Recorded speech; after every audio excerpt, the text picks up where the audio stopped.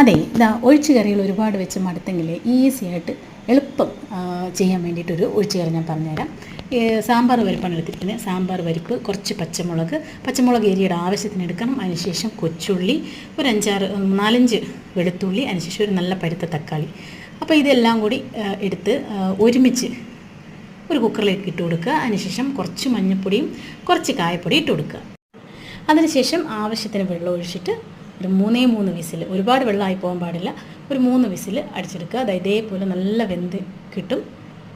അപ്പം ഇപ്പം തന്നെ നല്ലൊരു മണമായിരിക്കും. ആ കായത്തിൻ്റെയും ആ മഞ്ഞപ്പൊടിയും എല്ലാം കൂടെ ചേർന്നിട്ടൊരു മണം ഉണ്ടാവും. ഇനി നമുക്ക് കടുക് വറക്കുന്നതാണ് ഇതിൻ്റെ പ്രധാന ടേസ്റ്റ് എന്ന് പറയുന്നത്. കടുകും ജീരകവും കറിവേപ്പിലയും ഇത്രയേ ഉള്ളൂ. അതിനുശേഷം നല്ല കടുക് വറുത്ത് അതിലേക്ക് ഒഴിച്ചു കൊടുക്കുക. ഇനി ഇത് ലൂസായിട്ടാണ് വേണമെന്നെങ്കിൽ ഈ സമയത്ത് വേണമെങ്കിൽ നമുക്ക് കുറച്ച് വെള്ളം കടുക് വറുക്കുന്നതിലോട്ട് ഒഴിച്ചിട്ട് ഇതിലേക്ക് ഒഴിച്ചു കൊടുക്കാം. പക്ഷേ ഇങ്ങനെ കട്ടിയായിട്ടിരിക്കുന്നതാണ് ടേസ്റ്റ്. ഇതിലൂടെ നമ്മൾ കുറച്ച് നല്ലെണ്ണ ഒഴിച്ച് ഒരു പപ്പടവും ഇച്ചിരി അച്ചാറും കൂടെ ചേർത്തിട്ട് ഒന്ന് ചോറ് കഴിച്ചു നോക്കുക. സൂപ്പർ ടേസ്റ്റ് ആയിരിക്കും. അപ്പോൾ ഇതേപോലുള്ള കൊച്ചു കൊച്ചു വീഡിയോകൾക്കും എല്ലാം വേണ്ടിയിട്ട് നിങ്ങൾ ഈ ചാനൽ സബ്സ്ക്രൈബ് ചെയ്യണേ.